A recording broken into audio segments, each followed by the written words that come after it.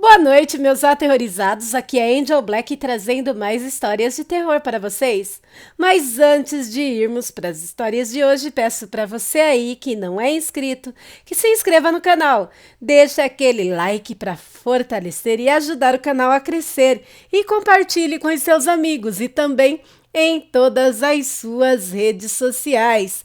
Agora, se você não gostar, compartilhe com os seus inimigos e se vingue deles também. Não deixem de ativar as notificações do canal, tocando o sininho das notificações na opção todas.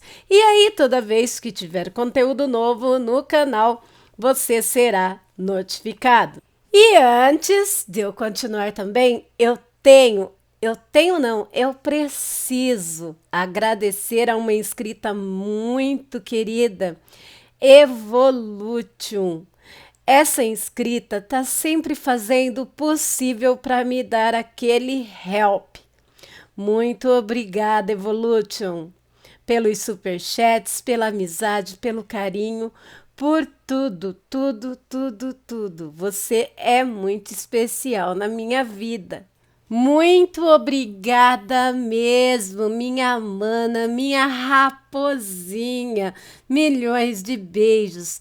Desculpe se muitas das vezes eu não tenho tempo para estar conversando com você, mas saiba que eu te amo e lhe sou muito grata. Beijo no coração. Bom, agora sem mais delongas, vamos dar uma viajada nas playlists do canal. E eu trouxe hoje só os tops para vermos juntos. Bora lá matar a saudade? O relato de hoje é o encontro de um agrônomo com lobisomens no interior do Paraná. Os nomes já estão trocados. Olá, Angel. Já fazem alguns meses que estou criando coragem para lhe enviar o meu relato.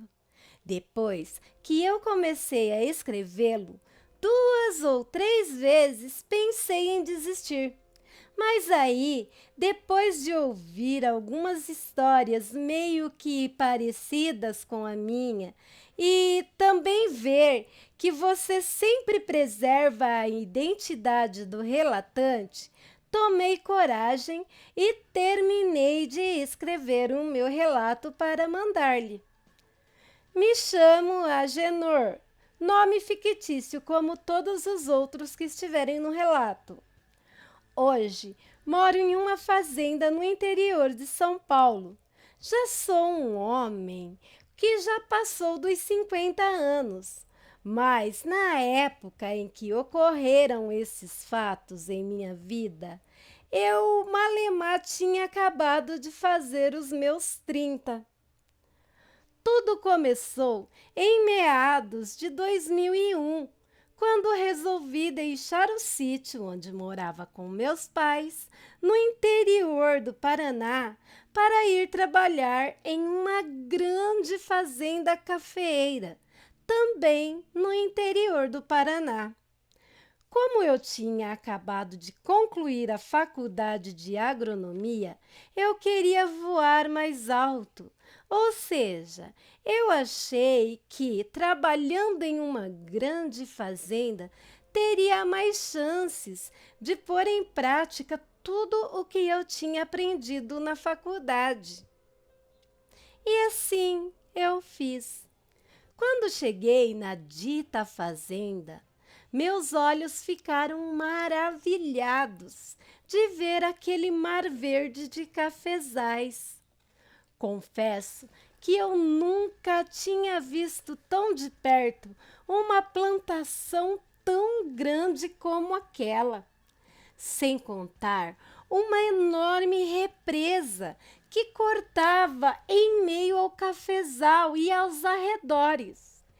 Era lindo de ver o verde, as águas da represa, e quanto mais eu adentrava naquela estrada de terra batida, mais eu me encantava com a beleza do lugar.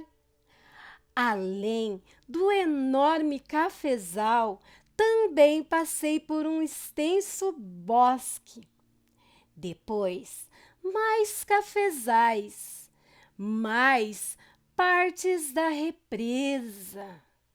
Enfim, a estrada de terra cortou mais ou menos 2 quilômetros a 2,5 km de pastagens, com alguns cavalos lindos e gado branco, sabe aquele gado Nelore de corte? Até chegar a uma porteira enorme, ao lado de um mata-burros, onde já dava para ver várias casinhas de madeira, todas bem feitas, branquinhas, e todas seguiam um mesmo padrão. Era até bonito de se ver. Depois de passar por essas casinhas, já pude avistar, depois de um enorme lago, uma imensa casa, estilo colonial. Era só cruzar uma ponte de ferro que eu já estaria nos jardins daquela imensa casa. Parei meu carro, desci meio apreensivo com a grandeza e a magnitude do lugar. Me sentia, naquele momento, um grão de areia insignificante diante a tudo aquilo. Respirei fundo e dei alguns passos na direção da entrada principal da casa. Eu estava tremendo de nervoso. Afinal de contas, eu estava acostumado a trabalhar em um pequeno sítio, ajudando meus pais e... Bem, antes que eu terminasse minha linha de raciocínio, ouvi alguém me chamar. Moço, moço! Quando me virei, vi um jovem muito bonito, de uns 16, 17 anos. Ele tinha pele negra como ébano, como noite sem lua. Era magro, tinha uns olhos verdes e grandes, muito claros, também muito brilhantes, lábios grossos e dentes muito brancos. Era mesmo um jovem muito bonito. Usava umas roupas surradas e sujas. Tinha o cabelo cacheado preso dentro de um boné. Ele me olhou e disse novamente: Moço, não se assuste comigo. Sou apenas um colhedor de café. É que minha mãe pediu que eu ficasse aqui fora de butuca, esperando o novo agrônomo chegar. Você é o novo agrônomo? Nesse momento, percebi que o jovem não sabia lidar direito com as palavras, mas sorri para ele e disse que sim, que eu era o novo agrônomo. Aí o jovem continuou dizendo: Me acompanhe então, moço. Se o filho do patrão, o patrãozinho Rui, te ver na porta da frente, vai se zangar. Por isso, minha mãe me pediu para que eu esperasse o moço e avisar. Nós, os empregados, só podemos entrar pela porta dos fundos. Segui aquele jovem que falava tudo errado, até a porta dos fundos. Aquela casa mais parecia um palácio, e antes dele me chamar para entrar, pude contemplar a beleza de um pomar enorme que ficava nos fundos da casa, com as mais diversas variedades de árvores frutíferas. O jovem, vendo que eu estava deslumbrado, que nem um bocó, olhando tudo ali, sorriu e disse: Não vai entrar, seu agrônomo? De súbito, voltei à realidade e resolvi continuar seguindo o jovem até uma ampla cozinha. Ele disse para que eu me sentasse em uma enorme mesa de madeira escura, acho que bem antiga, linda, com acabamento impecável, e ficar à vontade, que logo alguém viria falar comigo. Assim que me sentei, ele saiu rápido, meio esbaforido, foi até a porta. Parou, pensou, depois voltou correndo até onde eu estava sentado e me falou: "Ô seu agrônomo, meu nome é Tomé. Estarei sempre por aqui à disposição, depois do meu horário de trampo, né? Agora eu tenho que ir. Até mais." Mal falou, saiu correndo, sempre com um sorriso no rosto e um brilho singular naqueles olhos verdes, verdes muito claros. Mal ele saiu, uma senhora negra, igual a ele, se aproximou da mesa. Já deduzi que fosse a mãe dele. E me serviu um café. Disse que era para eu tomá-lo enquanto esperava o patrão. E assim que ela terminou de me servir o café, um rapaz louro, alto, forte e com os olhos verdes claríssimos, idênticos aos do jovem Tomé, entrou na cozinha, me olhou de cima a baixo e disse para a senhora, como se não tivesse me visto ali, sabe? Ô Jacutinga, você está aqui para servir aos patrões e não para servir a um reles empregado.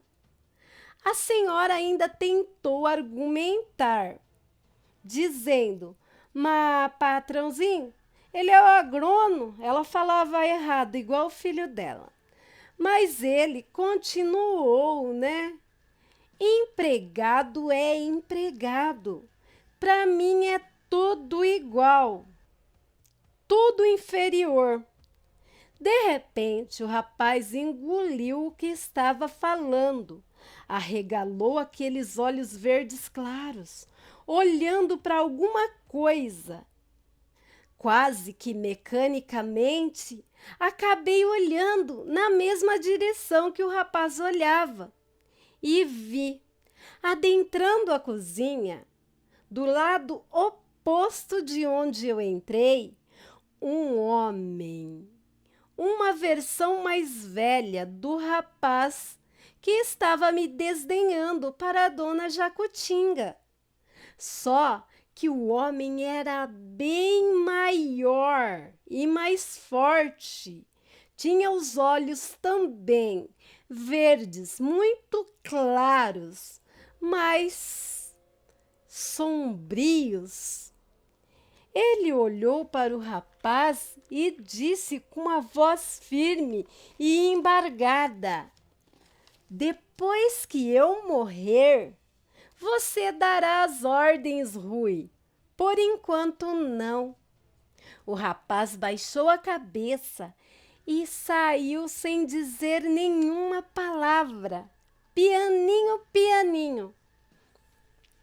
Assim que o arrogante rapaz saiu da cozinha, aquele homem enorme, digo enorme porque eu nunca vi um homem daquele tamanho, nem no cinema. Ele mais parecia um viking. Ele se aproximou de mim, me olhando com aqueles olhos verdes, gélidos e frios. Fiquei mudo, quase que hipnotizado, olhando para aquele gigante. Foi quando que, do nada, ele deu um sorriso e, muito educadamente, estendeu-me a mão para me cumprimentar. Me pediu desculpas por ter um filho tão sem modos e mal educado.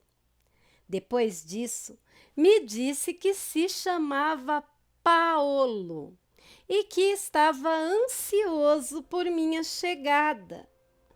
Chamou a dona Jacutinga e disse para ela botar água no feijão, pois eu ia ficar e almoçar com eles. E depois do almoço, ele me levaria para conhecer as plantações de café. E se eu estivesse de acordo com tudo, eu poderia começar a trabalhar ali no dia seguinte de manhã. Quando eu vi, já estávamos conversando tão à vontade como se já nos conhecêssemos há anos. Na parte da tarde, fui com o senhor Paolo conhecer as plantações de café. Encontramos no meio da lavoura o jovem Tomé, que veio correndo, sorrindo ao nosso encontro. Ele abraçou o patrão. Também notei que o patrão não disfarçava o carinho imenso que tinha por aquele jovem, de olhos idênticos aos dele. Depois dele me mostrar tudo, ele me levou até aquelas casinhas de madeira e me deixou em uma delas.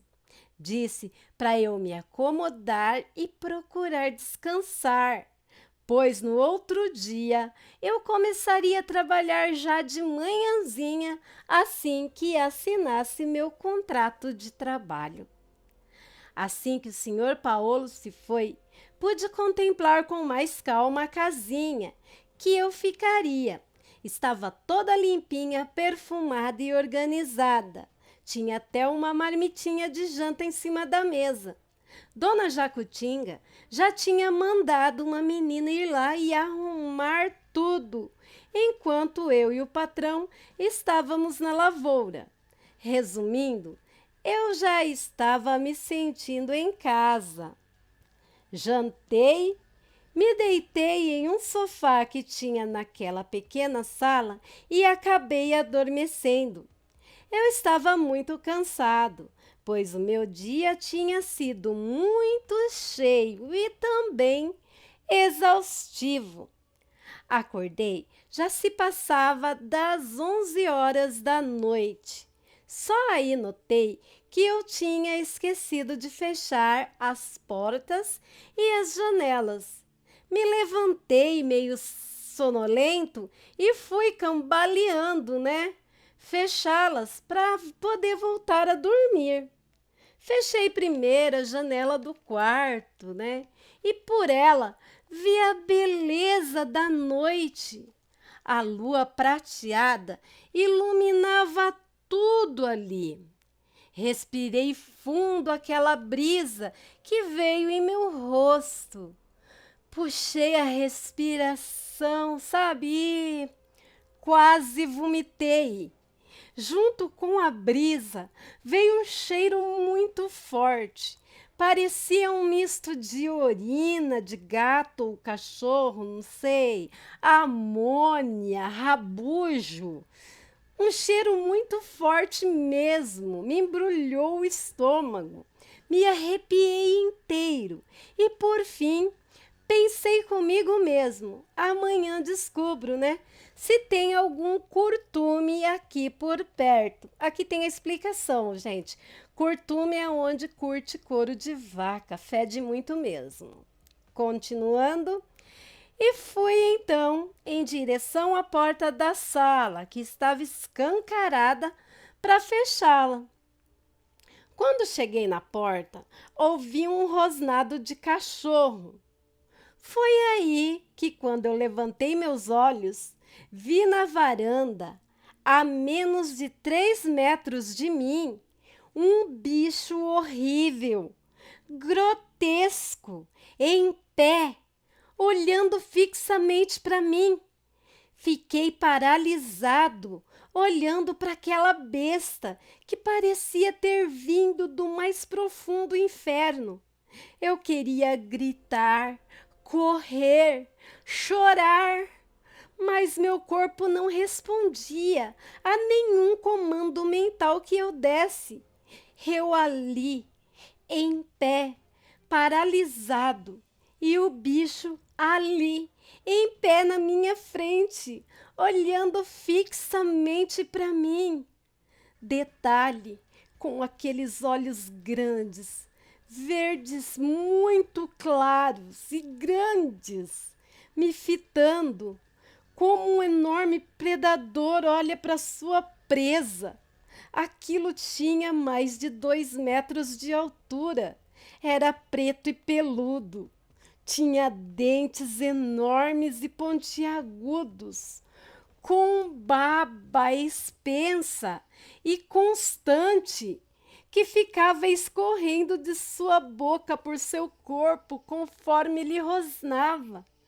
Tinha umas unhas que mais pareciam patas de urso com garras enormes. E aquele fedor insuportável de curtume que vinha do bicho era quase intoxicante. Aquilo tinha umas orelhas iguais, orelhas de cachorro, e o focinho também. Ele rosnava, franzindo o focinho, me fazendo ver o quão grandes, brancos e afiados eram seus dentes, mesmo em meio à espuma da boca. Com a respiração ofegante, aquele monstro deu um passo em minha direção. Naquele momento, eu podia sentir as batidas do meu coração, de tão forte que ele estava batendo. Tamanho era o meu pavor. Achei que morreria ali, naquele momento. Então fechei meus olhos e mentalmente pedi perdão a Deus a todos os pecados que eu tinha cometido em minha vida. Nesse momento, ouvi um uivo muito forte e alto vindo do outro lado do lago, perto da casa grande, do pomar da casa grande. Aí, aquele uivo pareceu afetar o bicho que estava na minha varanda, pois assim que o mesmo ouviu o uivo, ficou nas 4 patas, abaixou a cabeça e saiu correndo em direção da onde veio o uivo. Assim que o bicho saiu, minhas pernas ficaram moles, igual a macarrão cozido, e eu caí. Desabei no chão. Fiquei lá, caído, com a metade do corpo dentro da sala e a outra metade do corpo na varanda da casa. Só consegui me levantar mais ou menos 1 hora depois. Quando recuperei as forças, com muito esforço, me levantei segurando pelas paredes, tremendo igual a gelatina, mas me levantei. Fechei a porta e desabei no sofá mesmo da sala. Não consegui mais pregar os olhos aquela noite. Quando eram umas 6 horas da manhã, o Tomé foi me chamar para ir no escritório do patrão, na Casa Grande, para assinar o meu contrato de trabalho antes de começar a trabalhar. Enquanto ele falava comigo, eu só conseguia observar o verde dos olhos dele, que era da mesma cor dos olhos do monstro que eu tinha visto na noite anterior na minha varanda. Pedi para ele ir na frente, que eu ia em seguida, pois eu tinha que tomar um banho. Assim que ele saiu, fui tomar o banho, mas aí me lembrei que eu tinha deixado todas as minhas roupas e coisas, de uso pessoal, de higiene pessoal, no carro. Então, fui até meu carro para pegar ou ir embora. Eu não sabia o que fazer. No caminho até o meu carro, eu não parava de pensar na cor dos olhos de Tomé, na cor dos olhos do patrão, na cor dos olhos do filho do patrão, na cor dos olhos da criatura. Comecei a tremer e sentir calafrios. Meu coração acelerou. Foi quando senti alguém tocar em meu ombro. Dei um pulo de susto e quase infartei ali mesmo. Era a cozinheira, a dona Jacutinga. Ela também se assustou comigo e quase derrubou um pequeno borná. Borná, para quem não sabe, é uma sacolinha de pano, tá, gente? Que ela trazia nas mãos. Ela olhou para mim e disse: aqui no borná tem uma garrafinha de café e um pedaço de pão para viagem, filho. Eu, sem entender nada, olhei para ela e falei: é viagem? Aí ela me respondeu. O meu Tomé sentiu seu medo e a sua desconfiança. E se ele sentiu que você está desconfiado e com medo, o patrão e o patrãozinho também vão perceber. Fui responder ela, mas antes que eu pudesse lhe responder qualquer coisa, qualquer palavra, ela me disse com ternura, mas também com firmeza: vai agora, filho, pois talvez você não tenha outra oportunidade. Entrei no carro com taquicardia, sabe? O coração batendo forte, acelerado mesmo. O pânico tomou conta de mim, pois se eu já estava assustado antes, que eu só estava desconfiado, depois de ouvir a senhora, eu tinha certeza. Um dos 3 homens de olhos grandes e verdes claros era um monstro que vi na minha varanda. E o uivo que ouvi, então tinha mais de um. E se fossem os 3? Perdidos nos meus pensamentos, continuei dirigindo o meu carro. Não sei como, pois eu tremia de medo. O meu coração batia quase saindo pela boca. Mas eu não parei de dirigir. Não fui para a casa dos meus pais ali no Paraná.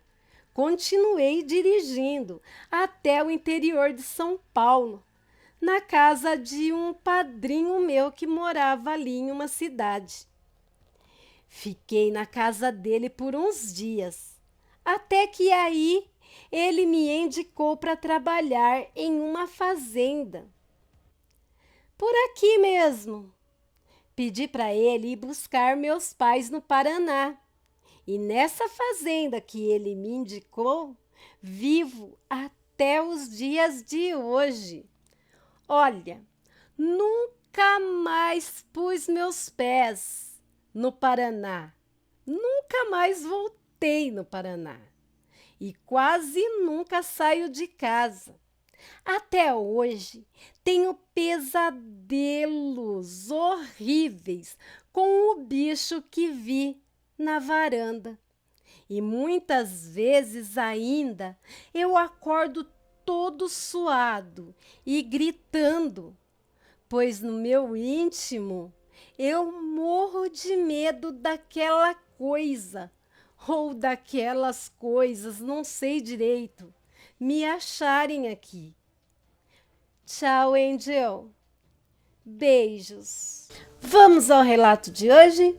Minha madrinha atropelou um lobisomem. Em 1993, eu tinha 15 anos e morava em São Paulo.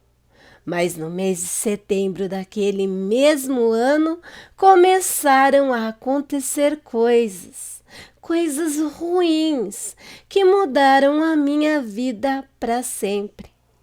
Para começar, minha mãe foi acometida de uma doença severa que a deixou muito, muito mal.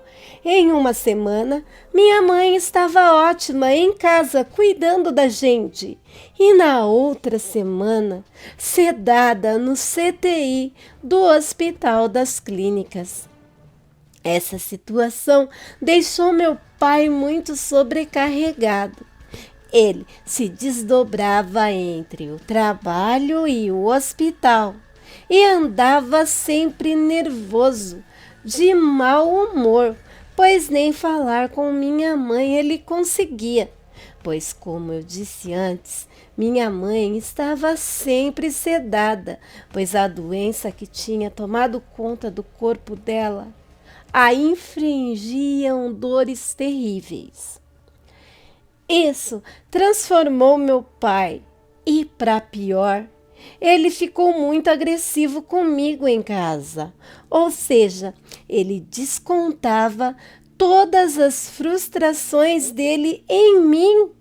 Será que ele não entendia que eu também estava sofrendo? Era minha mãe que estava mal naquele hospital. Mas não importava o que eu fizesse para ajudar. Não adiantava, não.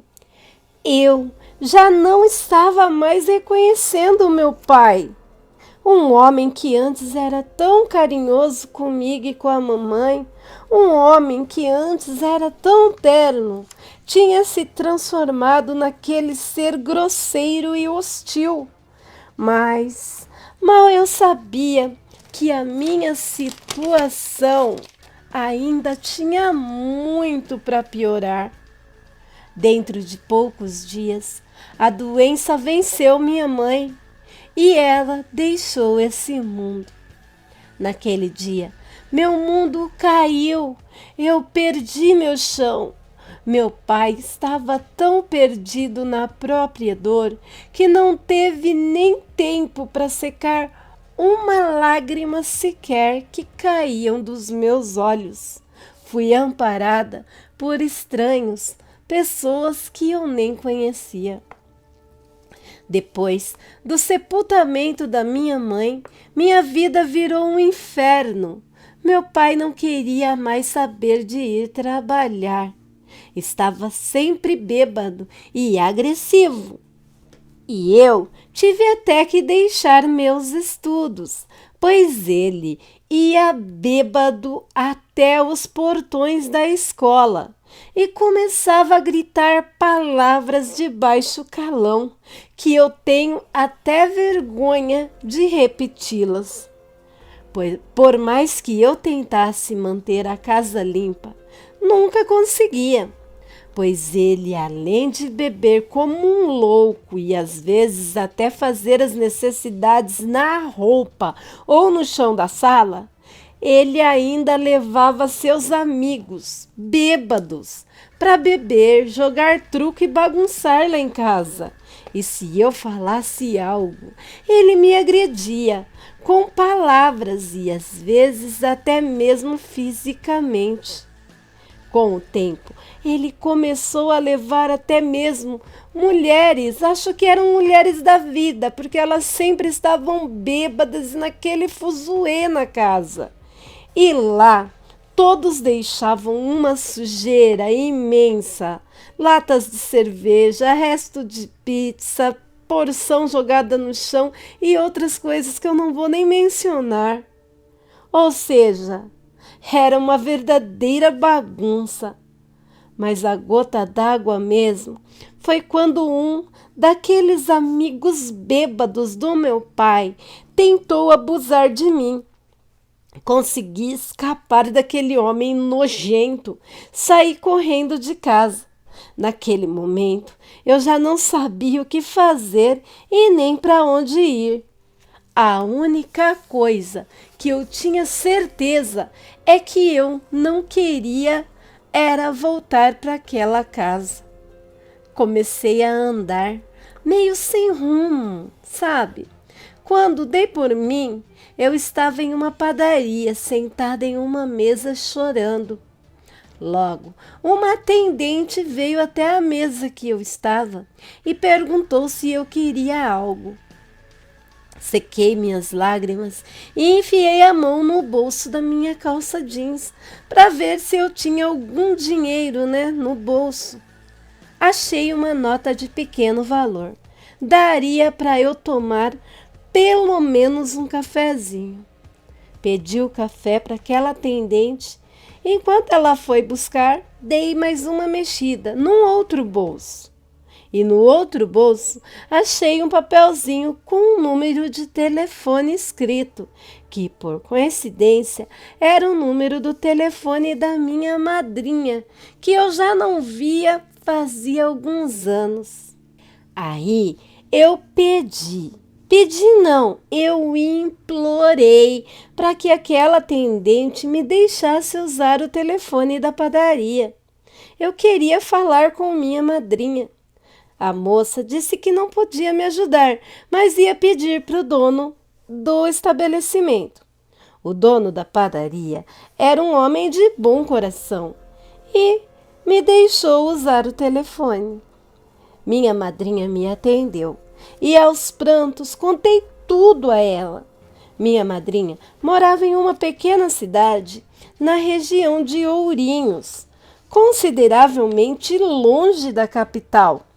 Mas ela disse para eu não voltar para casa de jeito nenhum, que ela já estava saindo da casa dela naquele mesmo instante para me buscar. Ela me perguntou aonde que eu estava, de onde eu estava ligando, para que ela pudesse saber onde me encontrar. Antes que eu respondesse, o dono da padaria me pediu o telefone e passou a conversar com a minha madrinha. Ele passou o endereço da casa dele, pois já era quase 7 horas da noite, e ele fecharia a padaria. E depois de tudo que ele tinha ouvido eu falar no telefone, ele disse para minha madrinha que era ele que não me deixaria voltar para casa, que ele tinha uma filha da minha idade e jamais faria aquilo com ela. Então, ele ia fazer por mim o que ele esperava que alguém um dia fizesse pela filha dele. Bom, ela não precisaria, pois ele jamais faria aquilo com a própria filha. Falando essas palavras, ele desligou o telefone e me chamou para ir para a casa dele. Meio cismada, fui para a casa daquele homem, onde fui bem recebida pela esposa dele. Não vi a filha dele, que era da minha idade, pois ela estava na faculdade. Tomei um banho e a esposa dele, que era magrinha assim como eu, me emprestou algumas roupas e me fez companhia até a chegada da minha madrinha. Minha madrinha chegou na casa do homem, já era quase meia-noite. Ela chegou, agradeceu ao dono da padaria e à esposa, entrou, tomou uma água, usou o banheiro e já me mandou ir para o carro, pois ela tinha pressa para voltar para a casa dela no interior. A esposa do homem insistiu e insistiu para que ela ficasse pelo menos um pouco, para descansar. Mas minha madrinha estava irredutível. Queria voltar para casa imediatamente. Já estávamos saindo de São Paulo, pegando a estrada sentido ao interior, quando saiu do meio do mato um bicho enorme invadindo a pista. Minha tia se assustou e acabou perdendo o controle do carro. E o carro foi derrapando, quase capotou. Minha tia, então, parou no acostamento para retomar o fôlego, passar o susto para depois seguirmos viagem. Mas mal o carro parou, um bicho enorme apareceu em pé na frente do carro da minha madrinha. O bicho era grande, tinha quase 2 metros. O ser humanoide parecia muito com um cachorro bem sarnento. Era desengonçado, com as partes do corpo todas desproporcionais. Dava muito medo de olhar. O bicho tinha enormes dentes amarelos, pareciam podres, e garras enormes. O bicho começou a atacar o carro ferozmente com suas garras e dentes, e a boca dele espumava, chegava a escorrer aquela baba nojenta e viscosa no capô do escorte da minha madrinha. Mas o que eu nunca me esquecerei mesmo é daqueles olhos amarelos naquela cara feia, nos encarando pelo vidro do para-brisas. Minha madrinha começou a dar ré, bem devagar, e o bicho acompanhava o carro. Aí, minha madrinha deu ré mais rápido e depois foi para frente com o carro, acelerando com tudo, além de bater em cheio na criatura. Ela ainda passou por cima daquilo. Só sei que minha tia dirigiu desesperadamente, sem parar, até chegarmos na casa dela, perto de Ourinhos.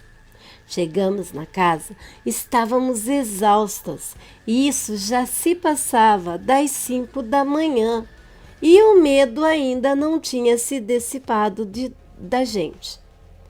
Meu padrinho, vendo o quanto estávamos abalada, fez um chá de camomila e nos serviu bem quentinho para a gente tomar. Não sei minha madrinha, mas eu capotei depois de tomar o chá. Acordei já na hora da janta.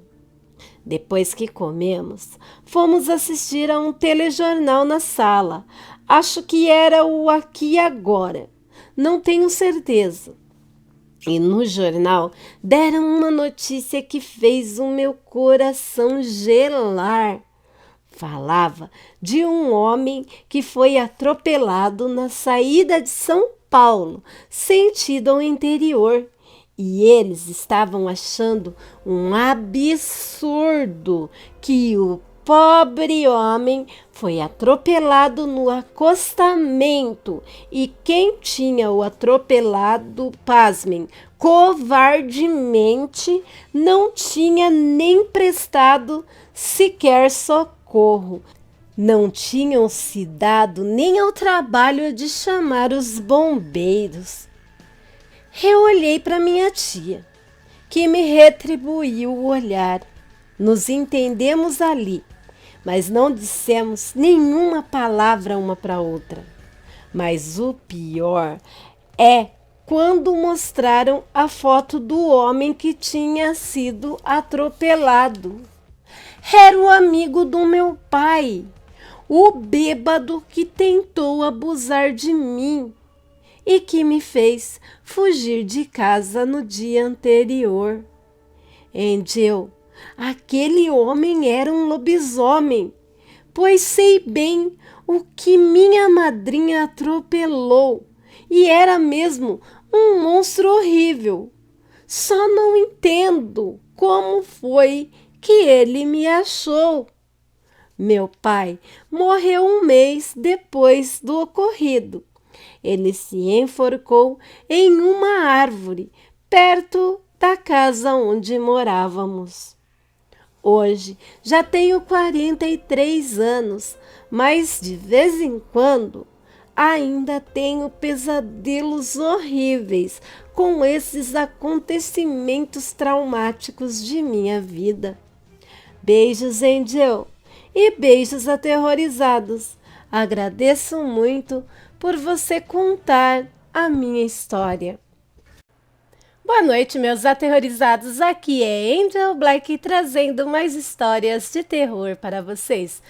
Mas antes de irmos para a história de hoje, peço para você que não é inscrito que se inscreva no canal. Deixa aquele like para fortalecer e ajudar o canal a crescer e compartilhe com os seus amigos e também em suas redes sociais. Agora, se você não gostar, compartilhe com os seus inimigos e se vingue deles. Também não deixem de estar ativando as notificações do canal, tocando lá o sininho das notificações. Desde já eu agradeço, pois assim você será sempre notificado quando tiver um conteúdo novo. Eu estava mexendo aqui no site e lendo algumas lendas urbanas. Aí pensei comigo, por que não compartilhar com os meus aterrorizados algumas lendas urbanas brasileiras? Olhem essa! A Missa dos Mortos. A lenda, que aconteceu em Ouro Preto, em Minas Gerais, conta que o zelador e o sacristão João Leite, que tomavam conta de uma pequena igreja que ficava ao lado de um cemitério, estava deitado na cama, já de madrugada, quando ouviu um ruído na capela. Ele levantou-se da cama e dirigiu-se até a igreja e avistou uma claridade anormal. Chegando na capela, ele ouviu vozes estranhas cantando "Deus nos salve", e o local repleto de fiéis rezando junto com o padre, que estava com a nuca pelada, lisa e branca. Na época, os padres rezavam a missa de costa para os fiéis e toda a cerimônia era em latim. Os fiéis que encheram o local estavam vestidos de roupas pretas. O padre ficou assustado com o que estava vendo, quando reparou que os fiéis eram esqueletos que rezavam e entoavam cânticos religiosos. Eita, que macabro! Eu achei bem interessante. Agora vamos para a próxima, que é a babá e o telefone. O jovem casal contratou uma babá para ficar com os filhos, enquanto eles saíam. Depois de colocar as crianças para dormir, a babá desceu e foi para a sala assistir TV. O telefone tocou e ela atendeu. Uma voz lhe disse assim: "Estou aqui em cima com as crianças. É melhor você vir aqui." Ela achou que fosse um trote e seguiu assistindo a TV. O telefone tocou novamente. Entre gargalhadas, a mesma voz sinistra dizia: "Estou aqui em cima com as crianças. É melhor você vir aqui." Então, a babá ligou para a telefonista e avisou sobre o trote. A telefonista aconselhou que ela ligasse para a polícia. Ela entrou em contato com a polícia e eles pediram para ela tentar prolongar a conversa com a pessoa no telefone para que pudessem rastrear a ligação. Na sequência, o telefone tocou. A voz sinistra: "Estou aqui em cima com as crianças. É melhor você vir aqui." Ela não conseguiu prolongar a ligação. Segundos após essa ligação, a polícia liga e avisa: "Saia da casa. O homem está na outra linha." Ela desligou o telefone e se preparou para sair, quando ouviu alguém descendo as escadas. Ela então correu para o lado de fora. Quando a polícia que invadiu a casa, lá dentro encontraram um homem coberto de sangue, com uma enorme faca. Ele entrou por alguma janela do andar de cima e matou as duas crianças. A babá seria a próxima vítima. Agora vamos para mais uma lenda urbana. Essa eu não sei se é brasileira, porque eu já vi filmes americanos com ela, que seria a loira do banheiro. A Blood Mary na versão americana, mas eu não me canso de ler. Bora lá? Todo mundo já ouviu a lenda da loira do banheiro, né? Ela aparecia num banheiro, principalmente de escolas, após alguém realizar uma sequência de ações. Gritar seu nome 3 vezes na frente do espelho, chutar a privada e falar palavrões, ou mesmo dar descarga com um fio de cabelo no vaso sanitário. Há várias versões da história, mas a versão mais aceita da lenda é que ela teria sido inspirada na história da jovem Maria Augusta de Oliveira, nascida no final do século XIX em Guaratinguetá, São Paulo. Ah, então essa é brasileira mesmo, gente. Dizem que ela seria filha do Visconde de Guaratinguetá e que teria obrigado a menina a se casar aos 14 anos com um homem influente.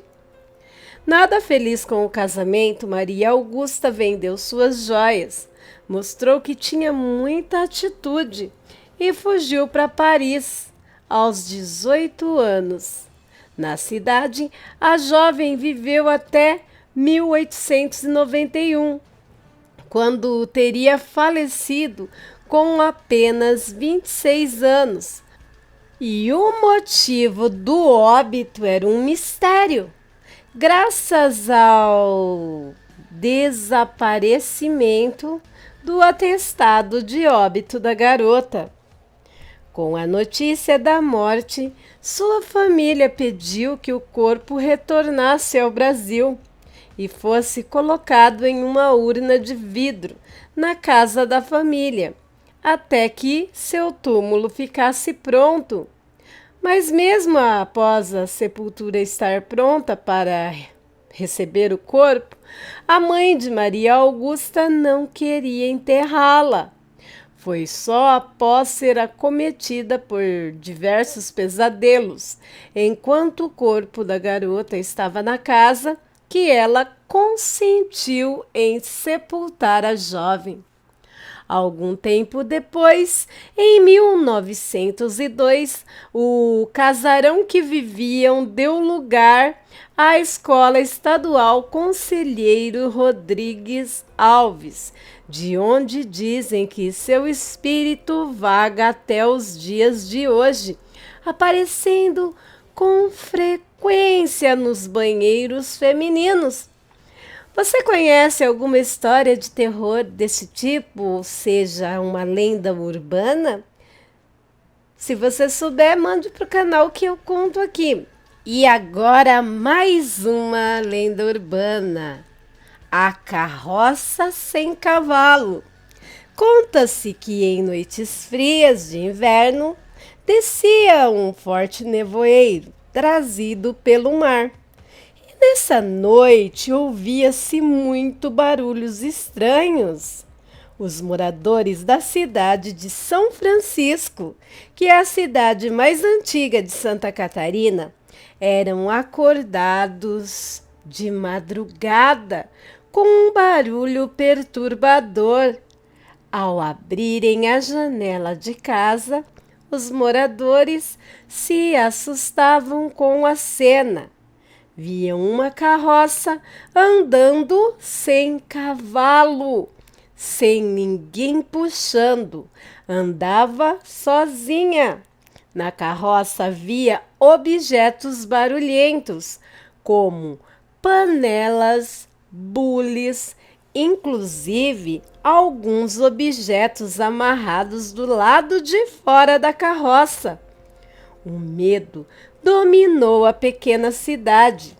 A lenda ainda diz que um carroceiro foi morto a coices pelo seu cavalo por maltratar o animal.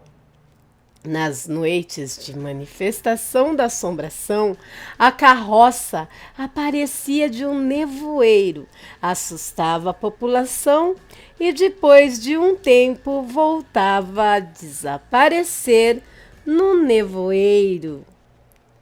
E aí, quem já ouviu essa lenda urbana? E a próxima? A lenda urbana da perna cabeluda. A lenda da perna cabeluda surgiu em Recife na década de 1970, quando foi achada uma perna humana cabeluda boiando em um rio Capibaribe. A história diz que a perna mal-assombrada corria atrás das pessoas nas ruas da capital pernambucana. Tudo ainda avalidado por pessoas, ou sejam, testemunhas que diziam ter sido perseguidos por ela, afirmado com toda certeza. A criatura assustadora rondava e aterrorizava os desavisados que passavam a noite em lugares ermos e ruas desertas do Recife. Segundo a lenda, quem teve o azar de encontrar a criatura pela rua, bem, trata-se de uma perna coberta de pelos asquerosos, que parece ter vida própria e se desloca em pulos. A perna ainda costumava atingir as pessoas com poderosos chutes, golpes precisos que, na maioria das vezes, atingiam o traseiro das vítimas. Eita, preuga! Já pensou? A gente andando na rua e do lado uma perna peluda sai pulando atrás da gente e mete bicuda no traseiro da gente? Eita, que eu não queria passar por isso não, imagina o susto. Bom, e agora vamos para a próxima. Sedutora da curva. Um certo senhor estava indo para casa, tarde da noite, quando não tinha mais ônibus circulando na região. Ele tinha tomado umas a mais. Mesmo com a visão um pouco, digamos que embaçada, ele conseguiu enxergar uma mulher na curva da estrada. Ela era linda, loira e muito atraente. A mulher se aproximou do sujeito e perguntou se ele tinha um cigarro para arrumar para ela. O homem disse que não tinha cigarro, mas a conversa não parou por aí. Depois de uma longa conversa, pintou um clima de paquera e o desavisado senhor passou a mão na coxa dela. Ele percebeu que a coxa estava magra demais. Na verdade, quando ele olhou, viu que só tinha um osso ali. Já tremendo de medo, o homem olhou bem mais de perto o rosto da mulher e viu uma caveira.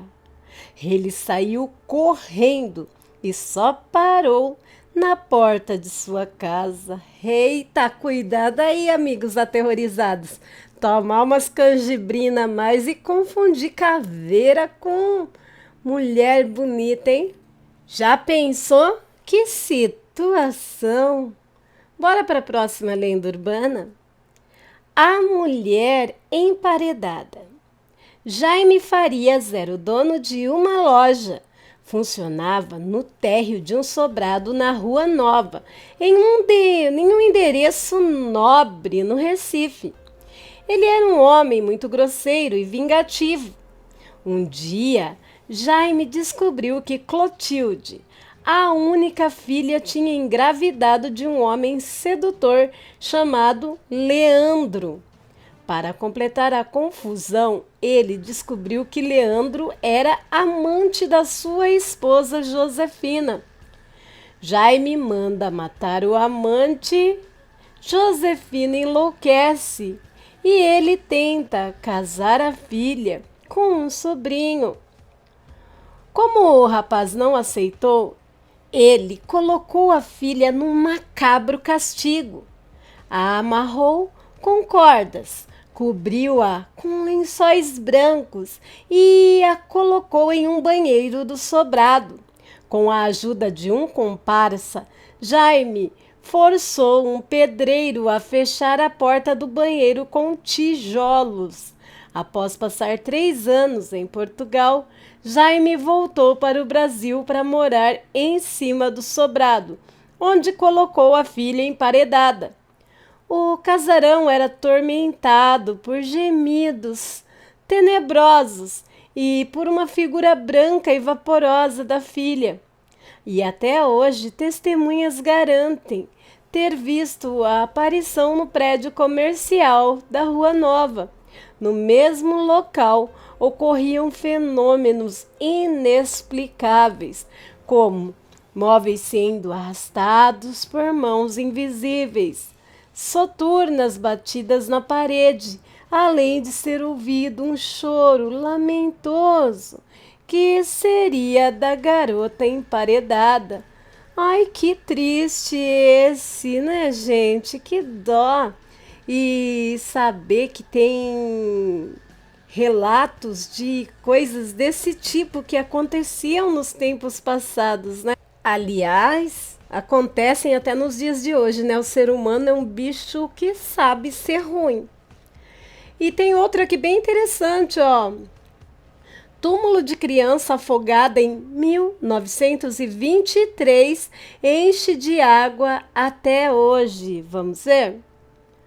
Um fato curioso que chama atenção até hoje da população capixaba é o caso da criança de 5 meses que faleceu afogada dentro de uma bacia em 1923.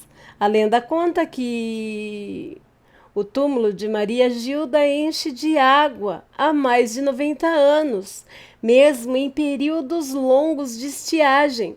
O cemitério fica localizado em Santa Leopoldina. Maria Gilda nasceu em 4 de setembro de 1922 e faleceu menor de 5 meses, depois no dia 19 de janeiro de 1923. A avó, Maria Zelinda Avancini, ao buscar uma toalha, teria deixado a criança sozinha em uma bacia.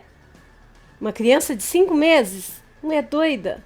E quando voltou, Maria Gilda já tinha falecido. A história da água permanente na parte oca do túmulo de Maria Gilda chamou a atenção de muitas pessoas que consideravam o fato um milagre por muitos anos. Caravanas foram feitas até Santa Leopoldina, com pessoas doentes em busca de cura. Gente, mas quem deixa uma criança de 5 meses numa bacia, né? Para mim é mais que desatenção isso. Nossa, assustador. Bom, agora vamos para a última lenda urbana de hoje, que depois dessa lenda urbana vou contar um relatinho de lobisomem para finalizar, tá? A mão fina. A lenda da mão fina era usada no Nordeste para disciplinar crianças que faziam pirraça. A lenda diz que a mão fina de uma criança amaldiçoada por ter sido muito sem educação e maltratar os pais durante a vida, viria por baixo da brecha da porta puxar o pé da criança e até arranhá-las. Ui, credo! Bastaria uma pirraça por parte da criança para que a mão fina viesse atacar. Nossa, traumatizar a criança para o resto da vida, só de ler aqui, meus aterrorizados. Eu já imaginei uma mão fina passando em mim. Ai, credo. Ai, arrepiou agora. Última de hoje, Alicinha e o Lobisomem. Essa já não é uma lenda urbana, é um relato, tá? E esse relato contado por Angel Black. Vamos lá? Alicinha e o Lobisomem. Alicinha era uma menina boazinha. Cresceu, né, no sítio junto com seu pai e com a sua mãe. Na verdade, não era bem um sítio, era uma fazenda. E ela nunca deu trabalho, né? Começou a estudar, o ônibus pegava ela lá no sítio e deixava de volta. O pai dela só ia para a cidade de trator. E a mãe também, né? Muito raramente eles iam para a cidade, só para fazer compra, reuniões, né, na escola, para saber como que a Alicinha estava indo na escola e entre outras coisas. A Alicinha foi crescendo já com seus 14 anos, já estava na segunda série, né, que falava antes, segundo colegial. E tinha um monte de amiguinha que iam para forró, já bebia, já fumava. E a Alicinha botou na cabeça que ela também queria ir para o forró. Nossa, seu pai pedia, implorava, Alicinha, é perigoso, Alicinha, você é muito novinha. Mas não adiantava. A Alicinha, com seus 14 anos, já queria ir para o forró. Então, seu pai, vendo que não tinha como fazer a menina mudar de ideia, ele falou: então o pai leva você no forró e quando terminar o bailão, o pai busca você. Mas a Alicinha tinha um problema. Ela morria de vergonha de andar de trator na cidade. As amigas dela até nunca tiraram sarro, mas ela tinha vergonha. Ela não queria ser vista com o pai andando de trator. Então o pai dela falou: Alicinha, o pai te deixa na porteira da fazenda e você vai pro forró. Mas meia-noite, meia-noite e meia, eu já vou estar lá na porteira esperando você. Vem embora correndo. E várias vezes, como a Alicinha não vinha, ele deixava o trator, uns quarteirões do forró e ia a pé buscar ela. E ela vinha xingando ele o caminho todo, o caminho todo. Até que chegou o quê? A semana da quaresma. E a Alicinha enfiou na cabeça que tinha que ir pro forró, porque as amigas iam pro forró. E o pai e a mãe dela, pelo amor de Deus, Alicinha, não vai, Alicinha. Fica em casa, Alicinha. Não, eu vou pro forró, eu vou pro forró, eu vou pro forró, eu vou pro forró. Ninguém tirava da cabeça da Alicinha que ela ia pro forró. Era de sexta-feira para sábado ainda para ajudar. O pai, num momento de desespero, trancou a Alicinha no quarto, porque ele tinha muito medo de quaresma, né? A Alicinha fez um escândalo, um escândalo, um escândalo. E depois chamou o pai e a mãe e disse que não ia sair mais, que tinha entendido, né?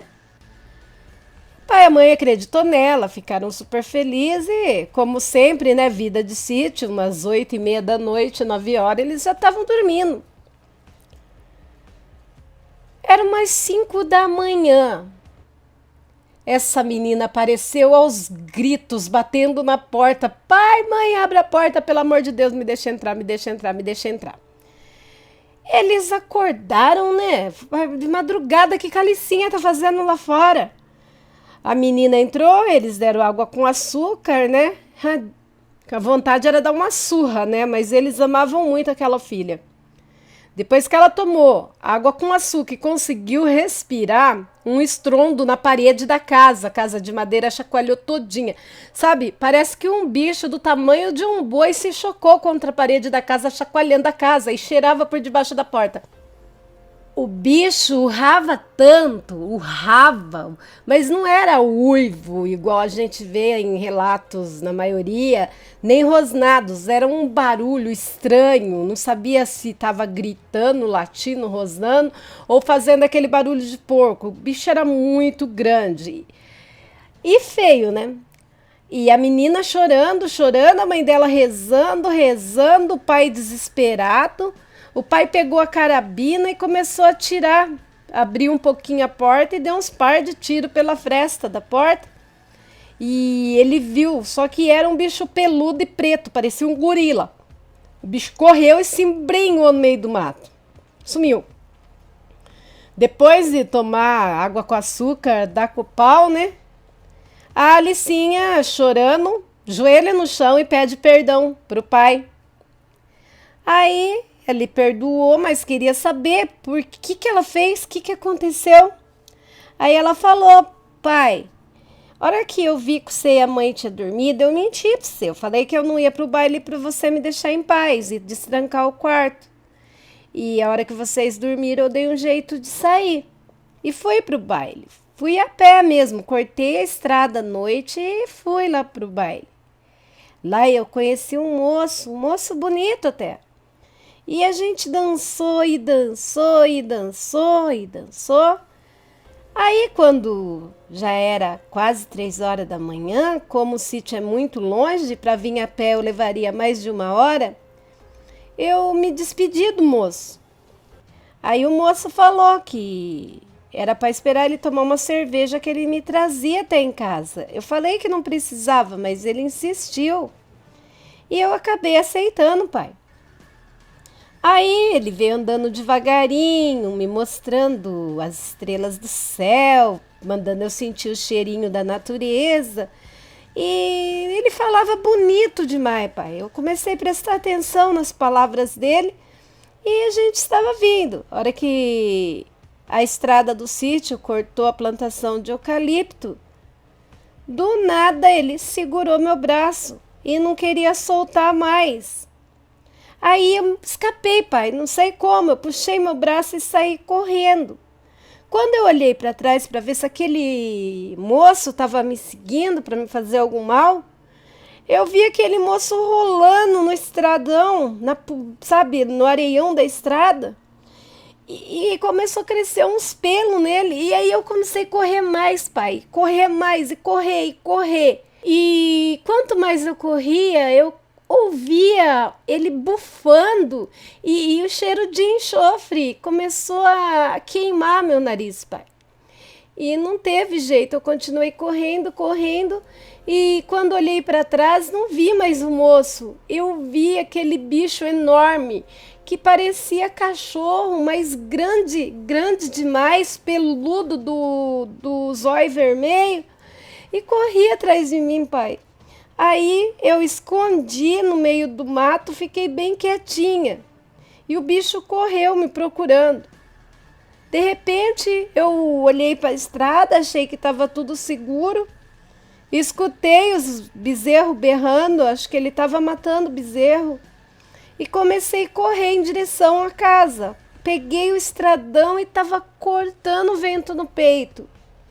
Aí eu olhei para trás, pai. O bicho estava em pé, olhando eu correr. E começou a vir atrás de mim e dava uma risada, rosnando, e o fedor de enxofre. Só sei que eu corri, pai. Corri até chegar aqui. E comecei a orar, orar, orar, rezar, rezar, rezar. Reza que eu fazia tempo que eu não usava mais, que a mãe rezava com a gente, eu rezei. E aí eu vi o portão.